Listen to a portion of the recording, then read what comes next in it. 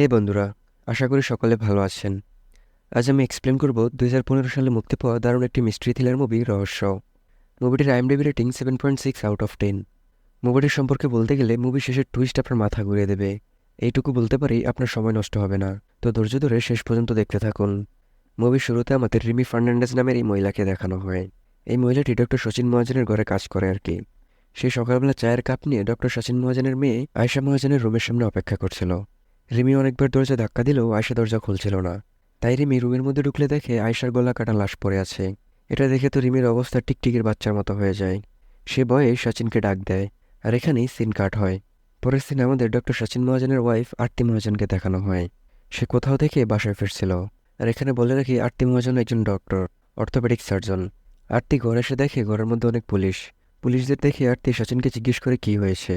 সচিন আয়শার রুমের দিকে ইশারা করলে আরতি দৌড়ে আয়শার রুমে যায়। রুমে গিয়ে আয়শার গলা কাটা লাশ দেখে আরতি তো পুরোই একদম অবস্থা খারাপ, কারণ তার মেয়ে মারা গিয়েছে। এর চেয়ে বড় কষ্ট একটা মায়ের কাছে আর কিছুই হতে পারে না। যাই হোক, ক্রাইম সিন হয় পুলিশ আরতিকে সেখান থেকে বের করে দেয়। আর এই লোকটা হচ্ছে ইন্সপেক্টর মালভারে। মালভারেই এই কেসের ইনচার্জ। পুলিশ এখানে আয়শার হাতের মধ্যে একটা চুল আর বিছানার নিচে একটা কলম খুঁজে পায়। এরপর মালভারে হলরুমে এসে সবাইকে জিজ্ঞেস করে বডি আগে কে দেখেছে। রিমি বলে, আমি স্যার। রিমির ব্যাপারে জিজ্ঞেস করলে সচিন বলে, ও গত 30 বছর থেকে আমাদের বাসায় কাজ করছে, সেও আমাদের ফ্যামিলি। মালভারে জিজ্ঞেস করে সকালবেলা বডি কখন দেখেছিলে। রিমি বলে 6:30টার দিকে। মালভারে জিজ্ঞেস করে সেই সময় ঘরে কে কে ছিল। রিমি বলে, আমি ছিলাম, স্যার ছিল, আর আয়শা বেবি ছিল। চেতন ছিল না। মালভারে জিজ্ঞেস করে এই চেতনটা কে। রিমি বলে সেও এখানেই কাজ করে। সচিন বলে এটা চেতনই করেছিল, দয়া করে ওকে খুঁজুন। মালভারে বলে, আরে তোমাকেও বলার সুযোগ দিব, এখন চুপ করো, কথা বলবে না। টুনটুনির ছেলে, কথাবার্তা দেখেই বোঝা যায় ক্যারেক্টার খারাপ।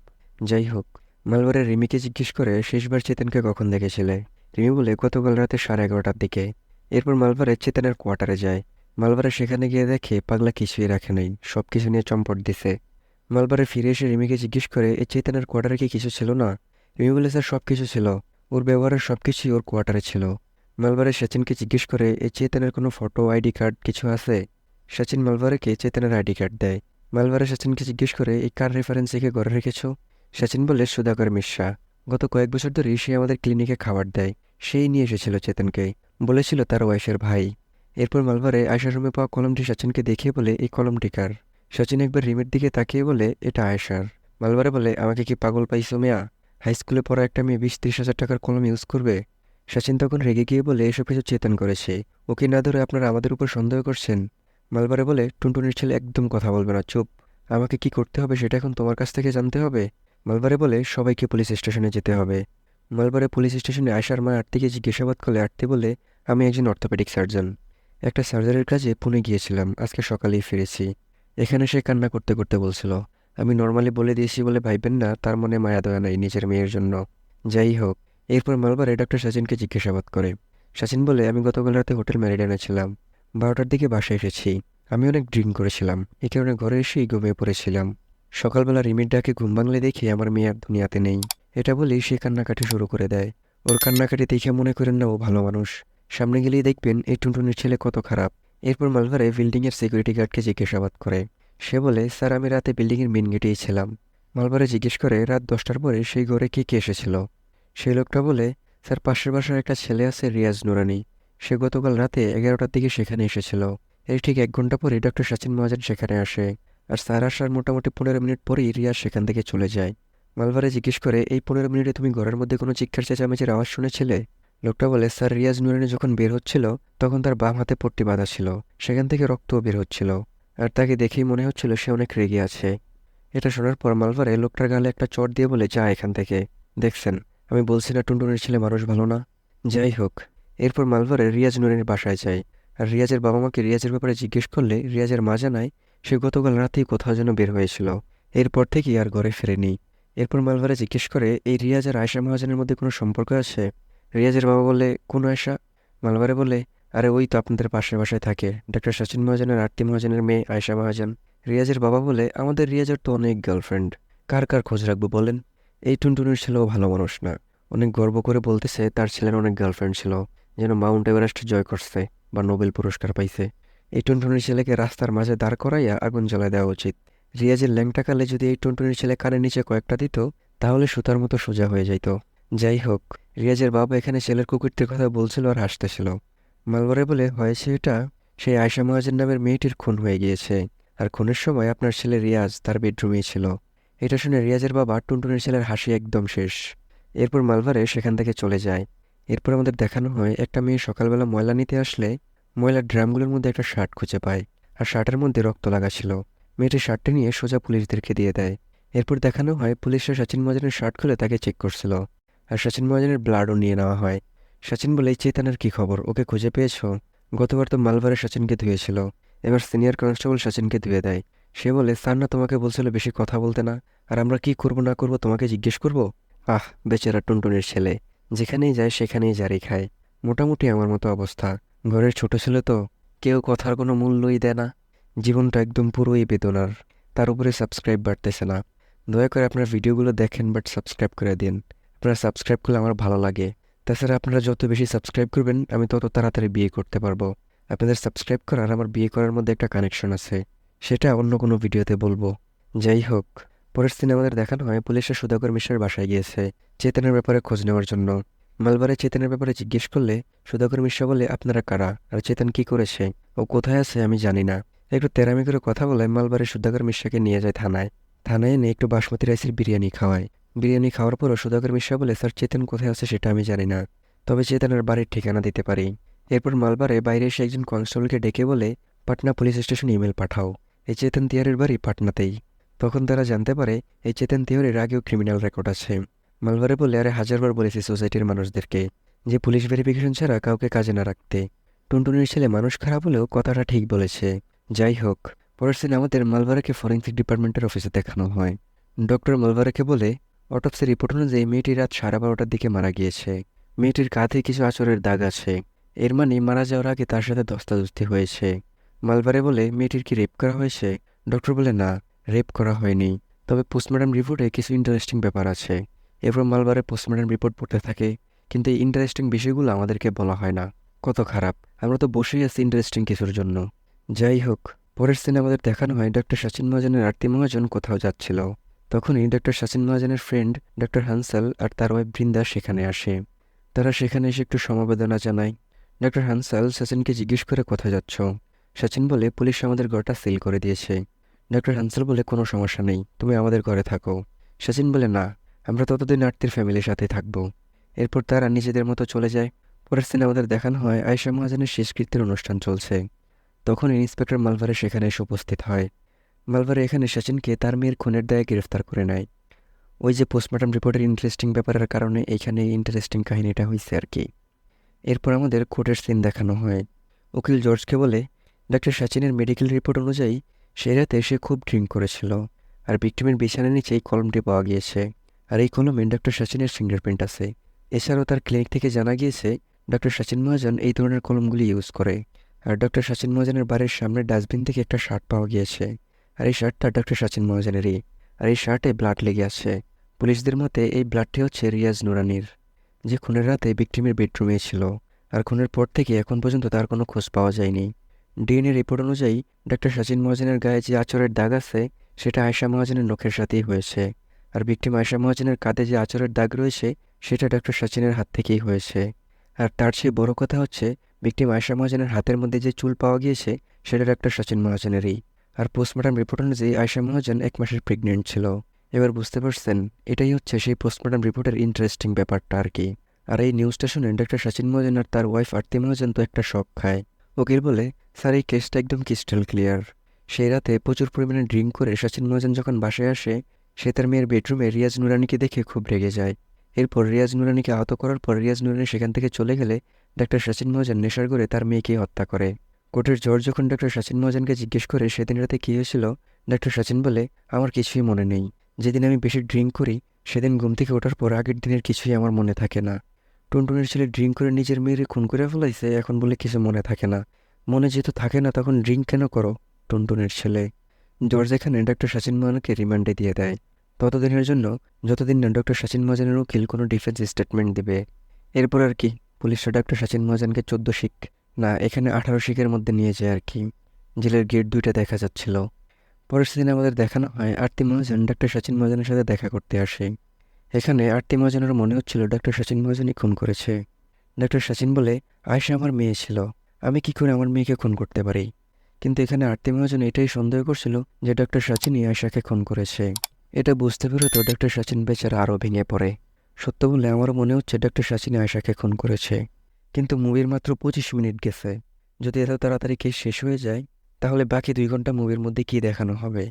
এর মানে আরও টুইস্ট সাসপেন্স বাকি আছে। তো ধৈর্য ধরে দেখতে থাকুন। পরের সিনে আমাদের দেখানো হয় সচিন মহাজনের ওয়াইফ আরতি মহাজন একটা মহিলা সংগঠনের একজন কর্মীকে নিয়ে একটা উকিলের কাছে আসে সচিন মহাজনের জন্য আপিল করার জন্য। এরপর আমাদের সিবিআই অফিসার সুনীল পারস্করকে দেখানো হয়। তার অভ্যাস হচ্ছে সে সবসময় আখরোট খায়। আখরোটের একটা কৌটো সবসময় তার সাথে সাথে থাকে। তার মতে আখরোট খেলে ব্রেনের পাওয়ার বাড়ে। সুনীল এখানে সচিন মহাজনের কাছে এসে বলে, পারস্কর, সুনীল পারস্কর, আখরোট খাবে? সচিন বলে, না। সুনীল বলে, আচ্ছা ঠিক আছে, কোনো সমস্যা নেই। সুনীল বলে, তোমার এই ফাইলটা উড়ে উড়ে পুলিশের টেবিল থেকে সিবিআইয়ের টেবিলে চলে গিয়েছে। পোস্টমর্টম রিপোর্টে লেখা ছিল আশার গলে যে কাট ছিল সেটা একটা সিঙ্গেল স্টাডি কাট ছিল, 2 ইঞ্চি গভীর একটা কাট। এটা কোনো ডক্টরকে দিয়ে সম্ভব। সচিন সেখান থেকে উঠে গিয়ে বলে, আমি এটা করিনি, আমি আমার মেয়েকে হত্যা করিনি। সুনীল বলে, পোস্টমর্টম রিপোর্টে তো সেটাই বোঝা যাচ্ছে। কিন্তু এরপর তো আমার মনে পড়ে আপনি তো সেদিন নেশার মধ্যে ছিলেন, তাই না? যেহেতু তুমি নেশায় ছিলে, তাহলে নিট অ্যান্ড ক্লিন কাট তো তোমার হাত থেকে হতেই পারে না। এর মানে তুমি খুন করোনি। ডক্টর সচিন মহাজন বলে, এক্স্যাক্টলি, আমিও তো এটাই বলতে চাইছি। সুনীল বলে, তো বলো এক্স্যাক্টলি সেদিন কি হয়েছিল?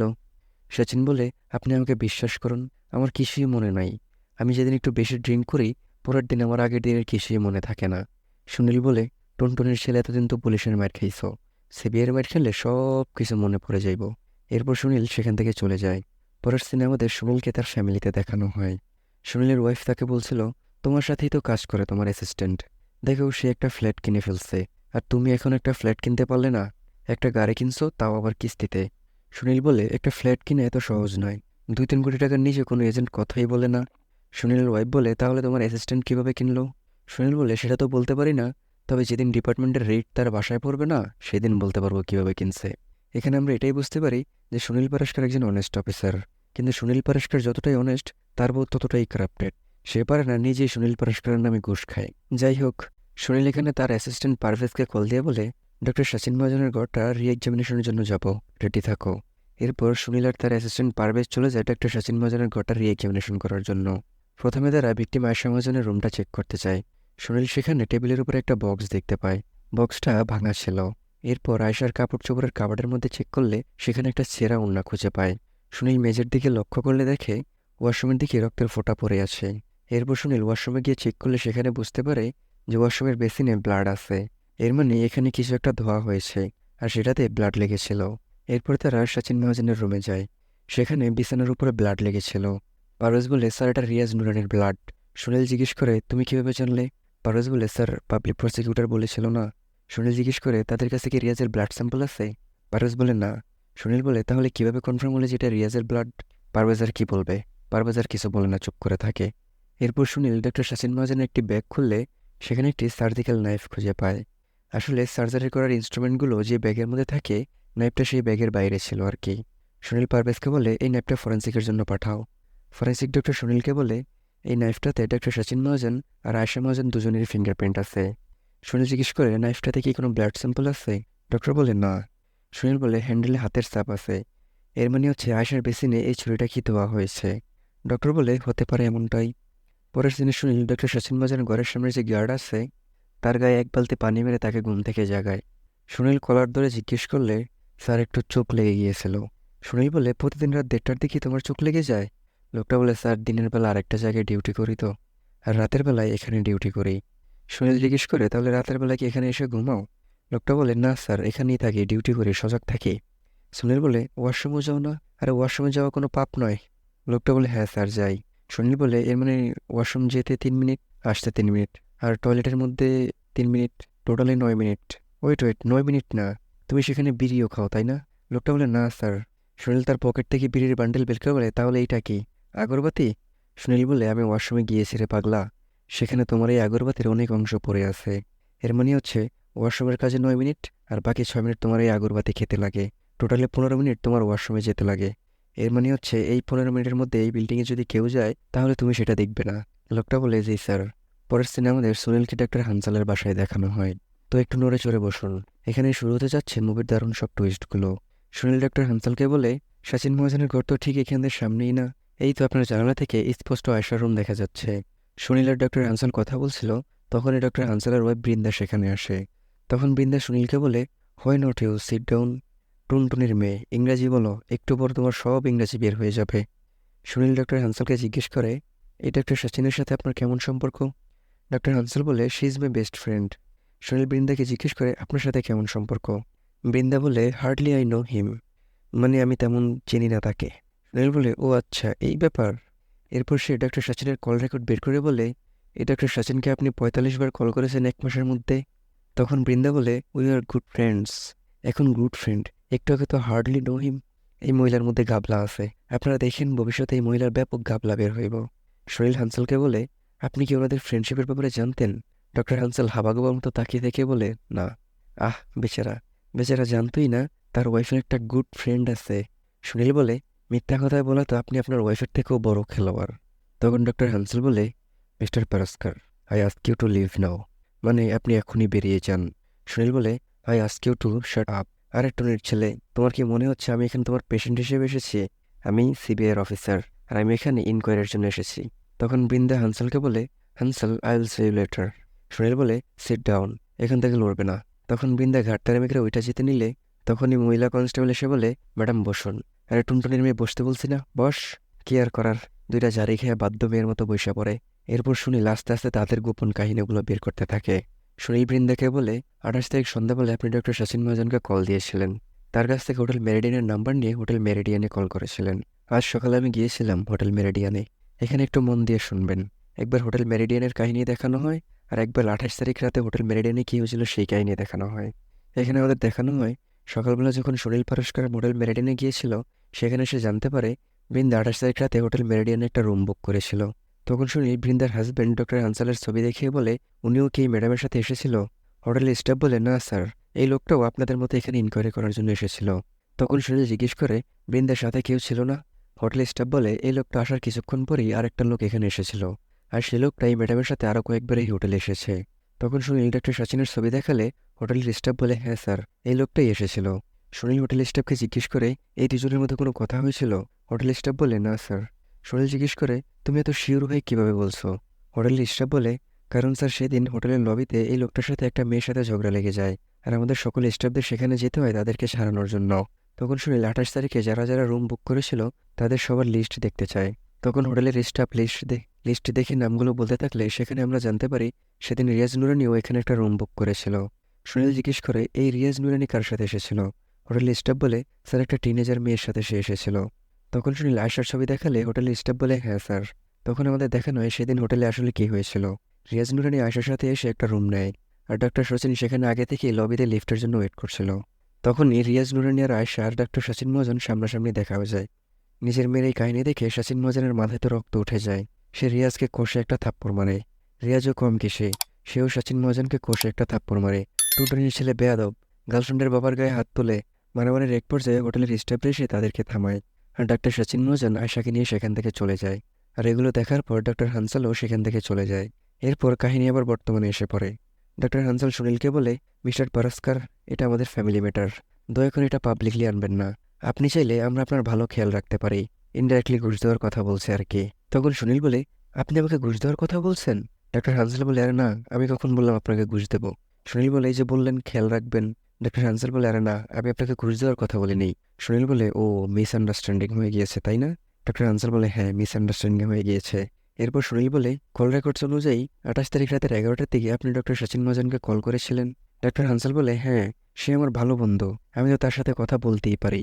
সুনীল বলে, ও আচ্ছা, তো ভালোই বন্ধুর খেয়াল রাখছেন তাই না মিসেস বৃন্দা? এটা শুনে ডক্টর হানসাল একটু রেগে গেলে সুনীল তাকে চুপ করিয়ে দিয়ে বলে, ডক্টর সচিন মহাজন আয়সাকে বাসায় ড্রপ করার পর আবারও গিয়েছিলেন হোটেল মেরিডিয়ান, কারণ মিস বৃন্দা হোটেল মেরিডিয়ানে ডক্টর সচিন মহাজনের অপেক্ষা করছিল। আর আমরা দেখতে পাই আসলে সেদিন ডক্টর সচিন মহাজন আয়সাকে বাসায় ড্রপ করার পর আবারও হোটেল মেরিডিয়ান গিয়েছিল, কারণ তার জন্য বৃন্দা সেখানে অপেক্ষা করছিল। দেখছেন, আমি বলছি না এই মহিলার মধ্যে গাবলা আছে। আর এই সচিন মহাজনও কিন্তু অনেক বড় খেলোয়াড়, সামনে তার খেলার আরও কীর্তি কাহিনী বের হবে, একটু অপেক্ষা করুন। এরপর সুনীল বলে, সেদিন রাতের 11টা বাজে রিয়াজ নুরানি আয়শা মহাজনের বাসায় আসে তার সাথে দেখা করার জন্য। আর হতে পারে আপনি জানালা দিয়ে রিয়াজকে আয়শার বেডরুমে দেখেছিলেন, কারণ আপনার জানালা দিয়ে আয়শার বেডরুম স্পষ্ট দেখা যায়। আর আমরা দেখতে পাই সুনীল যা বলছিল তা আসলেই সত্য। সেদিন ডক্টর হানসাল রিয়াজকে দেখেছিল আয়শার বেডরুমে। তখন সুনীল বলে, তখনই আপনি সুযোগ পেয়ে যান আপনার ফ্রেন্ডের থেকে বদলা নেওয়ার জন্য, আর আপনি তাকে কল করেন। আর আমরা দেখি ডক্টর হানসাল আসলেই সেদিন ডক্টর সচিনকে কল করেছিল। ডক্টর হানসাল ডক্টর সচিনকে কল করে বলে, তুই কোথায় রে? সচিন বলে, একটা পেশেন্টের সাথে আছি। কিন্তু আসলে সে ডাক্তার হানসালের ওয়াইফকে বুকের মধ্যে নিয়ে শান্তিতে ঘুমিয়ে আছে। টুনটুনির ছেলে আর টুনটুনির মেয়ে একসাথে ঘুমাচ্ছে। হানসাল সচিনকে সবকিছু বলে দেয় যে রিয়াজ নুরানি আর আয়শা বেডরুমে একা একা গুপ্তগু করছে। এটা শোনার পর ডাক্তার সচিন বৃন্দাকে সেখানে রেখেই চলে যায়। তখন সিন বর্তমানে আসে। ডাক্তার হানসাল রেগে গিয়ে সুনীলকে বলে, আপনি কি বলতে চাচ্ছেন? কি প্রমাণ করতে চাচ্ছেন আপনি? সুনীল বলে, প্রমাণ তো কোর্টে করব, এখনকার জন্য বাই। এটা বলে সুনীল সেখান থেকে চলে যায়। এরপর আমাদের দেখানো হয় সুনীল রিমি ফার্নান্ডেজকে জিজ্ঞাসাবাদ করছে। সুনীল রিমিকে জিজ্ঞেস করে, তোমার কোয়ার্টার তো আয়শার রুমের নিচেই, তাহলে সেই রাতে কি তুমি কিছুই শুনতে পাওনি? রিমি বলে, স্যার আমি একটু আওয়াজ শুনেছিলাম, ফার্নিচার সরালে যেমন আওয়াজ হয় সেরকম হালকা একটু আওয়াজ শুনেছি। এরপর সুনীল পারভেজকে বলে, আরতি মহাজনকে বলে ওনার সাথে কথা বলতে হবে। রিমি বলে, স্যার আমারটা হয়ে গিয়েছে? সুনীল বলে, হ্যাঁ হয়ে গিয়েছে, মিসেস রিমি ফার্নান্ডেজ। রিমি বলে, sir one request, I am not Mrs, টুনটুনির মেয়ে। বোঝাতে চাচ্ছে যে তার বিয়ে হয়নি আর কি। সুনীল হাসতে হাসতে বলে, ওকে, টুনটুনির ছেলের কি মনে লাড্ডু ফুটলো নাকি? যাই হোক। এরপর সুনীল আরতি মহাজনের সাথে দেখা করে। সুনীল আরতিকে জিজ্ঞেস করে ঘরের চাবি কার কার কাছে আছে। আরতি বলে, এক সেট রিমির কাছে আছে, আর অন্য সেট সেফটির জন্য ডক্টর হানসালের কাছে আছে। সুনীল আরতিকে জিজ্ঞেস করে, এই ডক্টর হানসাল আর বৃন্দাকে আপনার কেমন লাগে? আরতি বলে, ডক্টর হানসাল সচিনের ফ্রেন্ড, আর বৃন্দাকে আমার মোটেও ভালো লাগে না। ভালো লাগবে কেমনে? হাজব্যান্ডের গার্লফ্রেন্ডকে কারোরই ভালো লাগে না। এরপর সুনীল জিজ্ঞেস করে, আপনার মেয়ে আর রিয়াজ নুরানির মধ্যে যে একটা সম্পর্ক আছে সে ব্যাপারে আপনি কিছু জানেন? আরতি মাথা নাড়িয়ে বলে, না। এরপর আমাদের দেখানো হয় সুনীল আয়শার ফ্রেন্ডদের সাথে কথা বলছিল। আয়শার ফ্রেন্ডরা সুনীলকে বলে, স্যার রিয়াজ ছেলেটা মোটেও ভালো ছিল না, ও কয়েকবার আয়শাকে ধমকিও দিয়েছিল। সুনীল আরতিকে জিজ্ঞেস করে, আপনি কিছু জানতেন? আরতি বলে, সচিন এক দুবার বলেছিল রিয়াজ ছেলেটা ভালো নয়, আর রিয়াজের ফ্রেন্ডরাও ততটা ভালো ছেলে নয়। এরপর আমাদের রিয়াজের ফ্রেন্ডদের দেখানো হয় তারা রাস্তার পাশে বসে বসে ভুট্টা খাচ্ছিল আর মেয়েদেরকে টিচ করছিল। তখন সুনীল পেছন থেকে এসে তাদের মাথায় টাপলি মারে, আর পারভেজকে বলে, এদেরকে নিয়ে থানায় চলো। এরপর তাদের সবাইকে থানায় নিয়ে আসা হয়। এরপর তাদের মধ্যে একটাকে আলাদা রুমে নিয়ে এসে বলে, আমি এই পুতুলগুলোকে মারবো আর তুই চিল্লাবি। সেই ছেলেটাও ঠিক তেমনই করে। সুনীল পুতুলগুলোকে মারতে থাকে আর সেই ছেলেটা চিৎকার করতে থাকে। আর চিৎকার শুনে পাশের রুমে থাকা বাকিগুলোর অবস্থা পুরোই খারাপ হয়ে যায়। এরপর সুনীল তাদেরকে গিয়ে জিজ্ঞেস করলে তারা সবকিছু বলতে থাকে। তারা বলে, স্যার রিয়াজ আমাদের সাথে মিলে আয়শাকে ঘর থেকে ভাগানোর প্ল্যান করছিল, কিন্তু আয়শা বারে বারে না করে দিচ্ছিল। এছাড়া আমরা আর কিছুই জানি না। এরপর আমাদের দেখানো হয় সুনীল আর পারভেজ খাবার খেতে খেতে সুনীল পারভেজকে বলে, আমার মনে হচ্ছে 28 তারিখ রাতে আয়শা রিয়াজকে ব্রেকআপের কথা বলেছিল। পারভেজ বলে, স্যার এগুলো তো আমাদেরকে চেতন দিয়ারই বলতে পারবে। সুনীল বলে, এই চেতনের বনজামাই সুধাকর মিশ্রের উপর নজর রাখো। এরপর আমাদের দেখানো হয় পারভেজ সুধাকর মিশ্রা বাড়ির সামনে বসে বসে তার উপর নজর রাখছিল। সুধাকর মিশ্রা রাতের বেলা কোথাও যাওয়ার জন্য বের হয়। পারভেজ এটা দেখে সুনীলকে কল করে জানিয়ে দেয়, আর সুধাকর মিশ্রার পিছু করতে থাকে। এরপর সুধাকর মিশ্রা ট্রেন থেকে নেমে স্টেশনে হাঁটতে থাকে, আর পারভেজ সুধাকর মিশ্রাকে ফলো করতে থাকে। এখানে আপনারা কিছু খেয়াল করেছেন? মিস রিমি ফার্নান্ডেজ এখানে দাঁড়িয়ে দাঁড়িয়ে লেবুর শরবত খাচ্ছে। এই জিনিসটা একটু খেয়াল রাখবেন, সামনেই এটা নিয়ে একটা কাহিনী আছে। এরপর পারভেজ সুধাকর মিশ্রাকে ফলো করতে করতে একটা পার্কে এসে পৌঁছায়, আর আমরা সুনীলকেও সেই পার্কেই দেখতে পাই। সুনীল আগে থেকে সেই পার্কে এসে অপেক্ষা করতেছিল। সুধাকর মিশ্রা সেখানে খাবারের পাত্র রেখে সেখান থেকে চলে যায়। সুনীল আর পারভেজ সেখানে দাঁড়িয়েছিল সুধাকর মিশ্রা এই খাবারটা কার জন্য এনেছে সেটা দেখার জন্য। কিন্তু তখনই সুনীলের পেছন থেকে কেউ মাস্ক পরে তার উপরে হামলা করে দেয়। সুনীল সেই লোকটাকে ধরে মাস্ক খুলতে নিলেই পেছন থেকে আরো একজন এসে সুনীলের পিঠে ছুরি দিয়ে আঘাত করে সেখান থেকে পালিয়ে যায়। সুনীল সেই দুজনের পিছু নিলেও তাদেরকে ধরতে পারে না। এরপর আমাদের সুনীলকে হসপিটালে দেখানো হয়, আর পারভেজ সেখানে দাঁড়িয়ে সুধাকর মিশ্রের নেওয়া সেই খাবার খাচ্ছিল। পারভেজ বলে, স্যার এটা গরুর গোশত, আর সেই গুফায় যদি চেতন তিওয়ারি থাকতো তাহলে এই খাবারের মধ্যে গরুর গোশত থাকতো না, কারণ চেতন তিওয়ারি হিন্দু। আমার মধ্যে সেই গুহার মধ্যে রিয়াজ নুরানি ছিল, আর যে লোকটা আপনার উপর হামলা করেছে সে হয়তোবা চেতন তিওয়ারি হতে পারে, হয়তোবা রিয়াজ নুরানির সাথে দেখা করতে এসেছিল। সুনীল বলে, এই সবকিছুর উত্তর তো এখন সুধাকর মিশ্রাই দেবে। আর পরের সিনে আমাদের দেখানো হয় কেউ আগেই সুধাকর মিশ্রের টুনটুনি কেটে দিয়েছে। সরি, আমি সেটা মিন করি নাই, কেউ আগেই সুধাকর মিশ্রাকে হত্যা করে ফেলেছে। সুনীল সেই কনস্টেবলকে জিজ্ঞেস করে, বডির আশেপাশে কোনো খাবারের কোটা পাওয়া গিয়েছে? সেই কনস্টেবল বলে, না স্যার। আর এখানে সিন কাট হয়। পরের সিনে আমাদের দেখানো হয় রিয়াজের একটা ফ্রেন্ড ফোন বুথ থেকে রিয়াজের সাথে কথা বলছে। সে কথা শেষ করে অন্যদিকে ঘুরলেই দেখে সুনীল আর পারভেজ তার সামনে দাঁড়িয়ে আছে। এরপর সুনীল তার থেকে রিয়াজের ঠিকানা নিয়ে রিয়াজকে ধরতে আসে। সুনীল এসে দেখে রিয়াজ নামাজ পড়ছে। সুনীল সেখানে অপেক্ষা করে রিয়াজের নামাজ শেষ হলেই কষে একটা লাথি মারে। এরপর একটা পুতুম কেলানি দিয়ে পারভেজকে বলে ওকে নিয়ে চলো। পারভেজ যখন রিয়াজের কাছে যায়, রিয়াজ পারভেজের হাতে গুলি করে দেয়। এরপর তাদের দুজনকে গান পয়েন্টে রেখে সেখান থেকে পালিয়ে যায়। আর সুনীল রিয়াজের পিছু করতে থাকে। সুনীল রিয়াজের পিছু করতে করতে এক পর্যায়ে রিয়াজকে ধরে ফেললে কেউ একজন তাদের উপর গুলি চালাতে থাকে। সুনীল নিজেকে বাঁচানোর জন্য রিয়াজকে ছেড়ে দিয়ে সেখানে লুকিয়ে পড়ে। এরপর সুনীল যেখান থেকে গুলি করা হয়েছিল সেখানে গিয়ে দেখে সেখানে কেউই নেই। আর পরদিন সকালে নদীর পাশে রিয়াজের লাশ পাওয়া যায়। সুনীল রিয়াজের বডি চেক করলে তার পকেটে একটা ডায়েরি পায়। ডায়েরির প্রত্যেকটা পাতায় শুধু আয়েশার নামই লেখা ছিল। আহা, লাইলি মজনুর ভালোবাসাও ফেল। যাই হোক, এখানেই সিন কাট হয়। পরের সিনে সুনীল চেতন তিয়ারের বাসায় যায়। আর সেখানে একটা বাক্সের মধ্যে কিছু রূপোর চামচ খুঁজে পায়। তখন সুনীলের মনে পড়ে এরকম রূপার চামচ সে ডক্টর সচিন মহাজনের ঘরে দেখেছে। এর মানে হচ্ছে চেতন তিয়ারি এই চামচগুলো তার ঘর থেকে চুরি করেছে। এরপর সুনীল আবারও ডক্টর সচিন মহাজনের বাসায় যায়। সুনীল সেখানে ওয়াশরুমের সামনে চেতনের জুতো দেখতে পায়। সুনীল তখন পারভেজকে বলে, তুমি আয়েশার রুমে যাও। আয়েশার রুমে ঢুকে রুম থেকে বের হও। আর সুনীল চেতনের কোয়ার্টারের সামনে দাঁড়িয়ে থাকে। পারভেজ যখন আয়েশার রুম থেকে বের হয়, সুনীল লক্ষ্য করে চেতনের কোয়ার্টারের সামনে থেকে স্পষ্ট দেখা যাচ্ছে পারভেজ আয়েশার রুম থেকে বের হচ্ছে। এর মানে হচ্ছে কেউ যদি আয়েশার রুম থেকে বের হয় তাহলে চেতনের কোয়ার্টারের সামনে থেকে তাই স্পষ্ট দেখা যাবে। এরপর সুনীল আয়েশার রুমে গিয়ে বলে, রিমির কোয়ার্টার আয়েশার রুমের ঠিক নিচে, তাই না? পারভেজ বলে, হ্যাঁ স্যার। তখন সুনীলের মনে পড়ে রিমি বলেছিল 28 তারিখ রাতে সে আয়েশার রুম থেকে ফার্নিচার সরানোর আওয়াজ শুনেছিল। তখন সুনীল পারভেজকে বলে, তুমি এই ফার্নিচারগুলো সরাও। আর সুনীল চলে যায় রিমির কোয়ার্টারে। আর সেখান থেকে ফার্নিচার সরানোর আওয়াজ স্পষ্ট শোনা যাচ্ছিল। এরপর সুনীল আবারও আয়েশার রুমে আসে। সুনীল সেখানে হাঁটলে বুঝতে পারে ম্যাট্রেসের নিচের জায়গাটা ফাঁকা।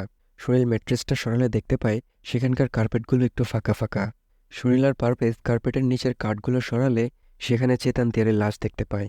চেতন তিয়ারের ব্যবহারের যা কিছু আছে সব কিছুই এখানে ছিল। আর লাশটাকে ন্যাপথলিন দিয়ে রাখা হয়েছিল যাতে গন্ধ না আসে। এর মানে হচ্ছে চেতন তিয়ারি কোথাও পালিয়ে যায়নি, তাকেও হত্যা করা হয়েছে। আর তাকে হত্যা করে ম্যাট্রেসের নিচের খালি জায়গায় রাখা হয়েছে। অন্যদিকে আমাদের বৃন্দাকে দেখানো হয় একজন সিনিয়র লয়ারের কাছে গিয়েছে ডক্টর সচিন মহাজনের কেস নিয়ে। সেই লয়ার বলে, দেখুন আমি রিটায়ার্ড করে নিয়েছি, প্রতি বছরে সর্বোচ্চ একটা বা দুইটা কেস নেই।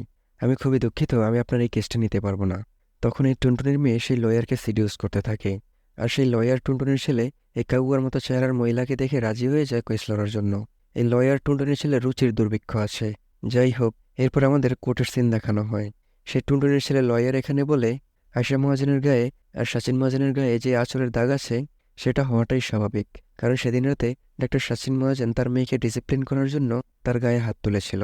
এর মানে এটা নয় যে ডক্টর সচিন মহাজন তার মেয়েকে হত্যা করেছে। এছাড়াও ডক্টর সচিন মহাজন সেদিন অনেক ড্রিঙ্ক করেছিল। আর একজন নেশাগ্রস্ত লোকের পক্ষে সম্ভব নয় কারো গলায় এরকম নিট অ্যান্ড ক্লিন কাট করা। আমি শুধু এটুকুই বলতে চাই, এটা একটা ডাবল মার্ডার। এটা কোনো নেশাগ্রস্ত লোকের কাজ হতেই পারে না। এরপর অনেক তর্ক বিতর্কের পর জর্জ সচিন মহাজনকে টেম্পোরারি বেল দিয়ে দেয়।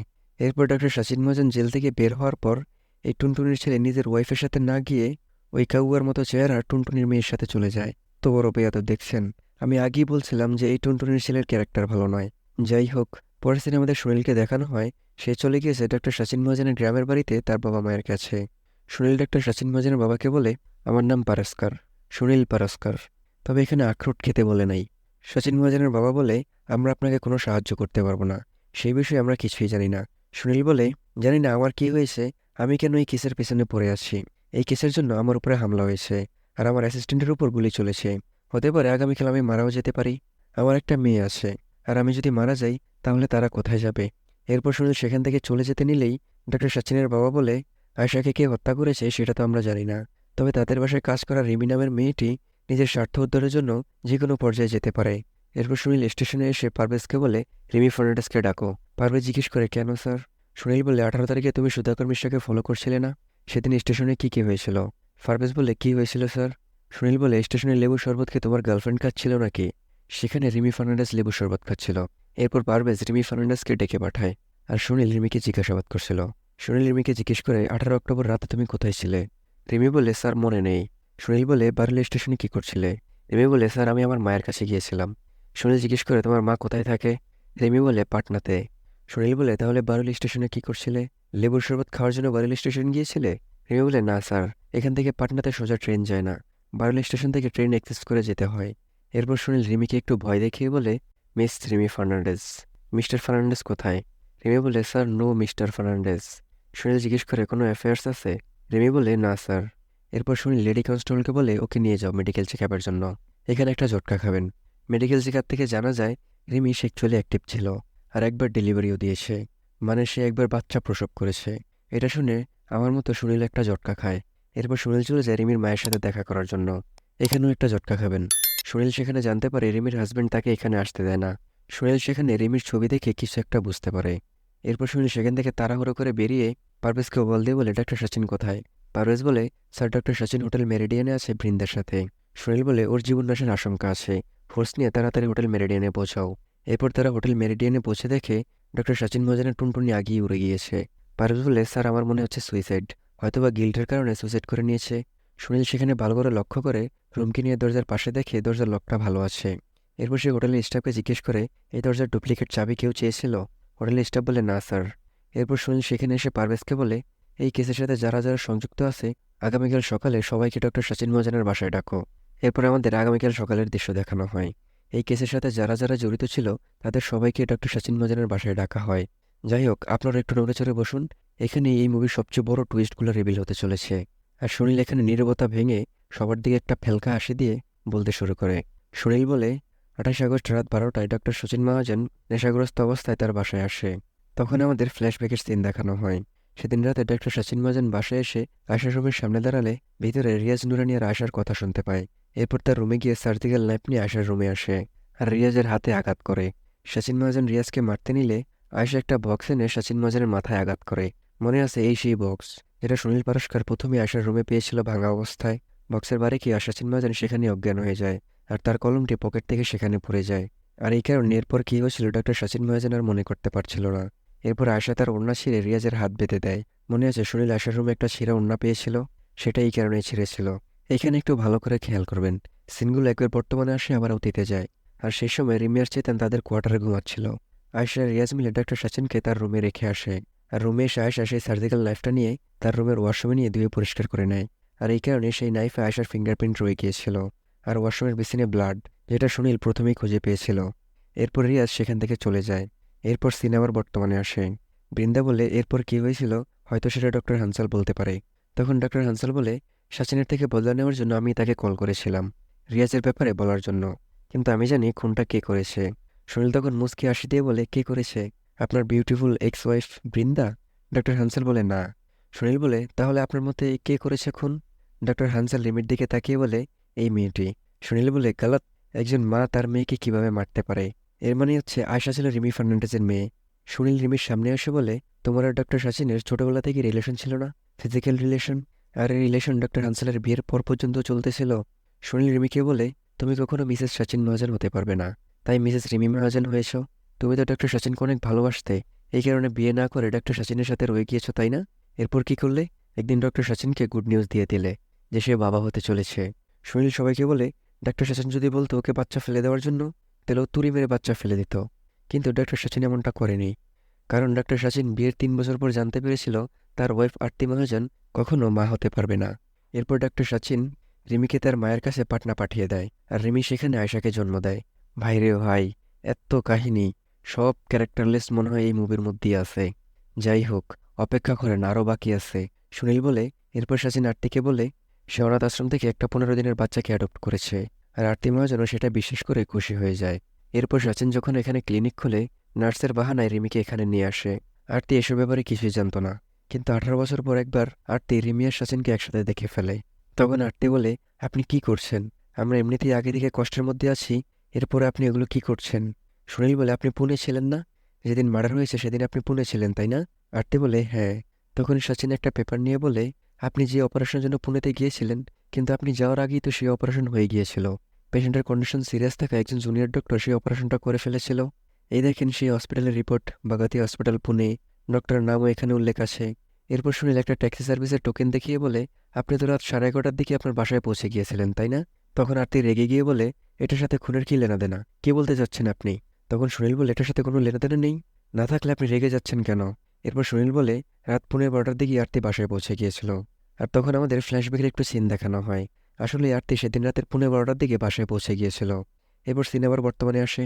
সুনীল বলে আরতি পৌঁছানোর পর 12টার দিকে ডক্টর সচিন মহাজন বাসায় আসে নেশাগ্রস্ত অবস্থায়। আর আরতি তখন ওয়াশরুমে ছিল, আর সে এটা বুঝতে পারে। তখন আমাদের আবারও ফ্ল্যাশব্যাকের সিন দেখানো হয়। আয়শা আর রিয়াজ যখন সচিন মহাজনকে নিয়ে তার রুমে এসেছিল, তখন আরতি ওয়াশরুমের মধ্যেই ছিল। আয়শা আর রিয়াজ সেখান থেকে যাওয়ার পর আরতি ওয়াশরুম থেকে বেরিয়ে আসে, আর একটা কাপড় দিয়ে ডক্টর সচিনের ব্রিফ কেসটা খোলে। সেখানে আয়শার রেখে যাওয়া সার্জিক্যাল নাইফটা ছিল। তখন সিন আবার বর্তমানে আসে। আরতি মহাজন এখানে রেগে গিয়ে বলে, আমরা কেন এই লোকটার কথা শুনছি, কেন শুনছি আমরা এই লোকটার কথা। এরপর সুনীল আবারও বলতে শুরু করে, আর আমাদের আবারও ফ্ল্যাশব্যাকের সিন দেখানো হয়। আরতি এখানে তার ব্যাগ থেকে সার্জিক্যাল কিটগুলো নিয়ে পড়ে নেয়, আর ডাক্তার সচিনের নাইফ নিয়ে আয়শার রুমে গিয়ে আয়শার গলা কেটে দেয়। তখনই সিন বর্তমানে এসে পড়ে। এখানে আরতি মহাজন রেগে গিয়ে বলে, আপনি কি বলতেছেন? প্রথমে সচিন, এরপর আমি। আপনি এখনই আমার বাসা থেকে বেরিয়ে যান। তখনই লেডি কনস্টেবল আর ইন্সপেক্টর মালবারে এসে আরতিকে থামায়। মালবারে আরতিকে বলে, সিবিআই ইনকোয়ারি চলতেছে, আপনি একটু ঠান্ডা হন। এরপর মালবারে সুনীলকে জিজ্ঞেস করে, চেতন তৈরি যে মারা গিয়েছে সেটা কিভাবে এক্সপ্লেন করবেন। তখন সুনীল আবারও বলতে শুরু করে। সুনীল বলে, আয়শাকে মারার পর আরতি যখন আয়শার রুম থেকে বের হয়, তখন চেতন তার কোয়ার্টার থেকে বের হয়েছিল ওয়াশরুমে যাওয়ার জন্য। আর তখন চেতন আরতিকে আয়শার রুম থেকে বের হতে দেখে ফেলে। আর আমাদের ফ্ল্যাশব্যাকের সেই সিনটা দেখানো হয়। বর্তমানে আরতি বলে, আপনার যা মনে আছে আপনি তাই বলতেছেন। তখন সুনীল বলে, চেতন যখন আপনাকে দেখে ফেলে তখন আপনি চেতনের সাথে একটা ডিল করেছিলেন। তখন সিনেমারও ফ্ল্যাশব্যাকে যায়। আর আমাদের দেখানো হয় আসলে আরতি চেতনকে অনেকগুলো টাকা দিয়েছিল, আর চেতনকে দিয়ে সেই ফার্নিচারগুলো সরিয়েছিল, যেটা সরানোর আওয়াজ রিমি শুনতে পেয়েছিল। আর চেতনকে দিয়ে কার্পেটের নিচে সেই কাঠগুলোকেও সরাচ্ছিল। চেতন যখন কাঠগুলো সরাচ্ছিল, আরতি তখন পেছন থেকে চেতনের গলা কেটে দেয়। তখন বর্তমানে মালবারের সুনীলকে বলে, স্যার আপনি সিবিআইয়ের এত বড় অফিসার, কিন্তু আপনার থিওরির পুরোই রং। একজন মহিলা এগুলো করতেই পারে না। তখন সুনীল বলে, ডক্টর আরতি মহাজন একজন অর্থোপেডিক সার্জন। আপনি একজন অর্থোপেডিক সার্জন, তাই না? পেশেন্টের হাত পা এই নরম হাত দিয়েই তো কাটেন, তাই না? আর এই মজবুত নরম হাত দিয়েই আরতি চেতনের বডিকে ফ্লোরের মধ্যে চাপা দিয়ে দেয়। আর আমাদের ফ্ল্যাশব্যাকের সেই সিনটা দেখানো হয়, যেখানে আরতি চেতনের বডিকে ফ্লোরের মধ্যে রাখছিল। আর এরপর সবকিছু ক্লিয়ার করে আরতি বাসা থেকে বেরিয়ে যায়। আর তখন গার্ড ঘুমাচ্ছিল, এই কারণে সেই গার্ড আরতিকে দেখতে পায়নি। এরপর সিন আবার বর্তমানে আসে। সুনীল বলে, আরতি মহাজন জানতো কোনো না কোনো দিন চেতনের বডি খুঁজে পাওয়া যাবে, আর সে এটা চাইছিল, যাতে ডক্টর সচিনের বিরুদ্ধে কেসটা আরও স্ট্রং হয়ে যায়। আর সকালবেলা রিমি আয়শার বডি দেখে, এরপর সচিনকে ডেকে তোলে। আর রিমি সচিনকে বাঁচানোর জন্য তার শার্ট নিয়ে ডাস্টবিনে ফেলে দিয়েছিল। আর ফ্ল্যাশব্যাকে আমাদের এই সিনটা দেখানো হয়। ডাস্টবিনে ডক্টর সচিনের যে শার্টটি পাওয়া গেছিল সেটা আসলে রিমি এনে সেখানে ফেলেছিল। এরপর সিন আবার বর্তমানে আসে। সুনীল বলে, এরপর আপনি ফাইনাল বদলা নিয়েছেন ডক্টর সচিন মহাজনকে মেরে। ডক্টর সচিন মহাজন যে হোটেলে ছিল সেই হোটেলের দরজাটি ভাঙা হয়নি। এর একটাই মানে দাঁড়ায়, ডক্টর সচিন খুনিকে চিনত, আর সে নিজেই খুনিকে রুমের ভেতরে ঢুকিয়েছে। আপনি গিয়েছিলেন না ডক্টর সচিনের সাথে দেখা করার জন্য হোটেলে, ডিভোর্স পেপার নিয়ে? তখন আমাদের আবারও ফ্ল্যাশব্যাকের সিন দেখানো হয়। আরতি মহাজন আসলেই সেখানে গিয়েছিল ডিভোর্স লেটার নিয়ে। আর সচিন সেখানে বসে বসে তার মেয়ের ছবি দেখছিল। আরতি সেখানে আবারও তার মেডিকেল গ্লাভসগুলো পরে নেয়, আর পেছন থেকে গিয়ে ডক্টর সচিনকে সেখানে মেরে ফেলে। এরপর সিন আবার বর্তমানে আসে। সেই বিল্ডিংয়ের গার্ড সুনীলকে জিজ্ঞেস করে, সেই চেতনের ভুঞ্জামাই সুধাকর মিশ্রাকে কে মেরেছে। তখন সুনীল ইন্সপেক্টর মালবারের দিকে ইশারা করে বলে, ও মেরেছে সুধাকর মিশ্রাকে। আরতি মহাজন শুরু থেকে ইন্সপেক্টর মালবারকে কিনে নিয়েছিল। তখন আমাদের ফ্ল্যাশব্যাকের সিন দেখানো হয়। ইন্সপেক্টর মালবারে যখন আরতি মহাজনকে পুলিশ স্টেশনে জিজ্ঞাসাবাদ করছিল, তখনই আরতি মহাজন ইন্সপেক্টর মালবারকে কিনে নিয়েছিল। তখন আমাদের ফ্ল্যাশব্যাকের সিন দেখানো হয়।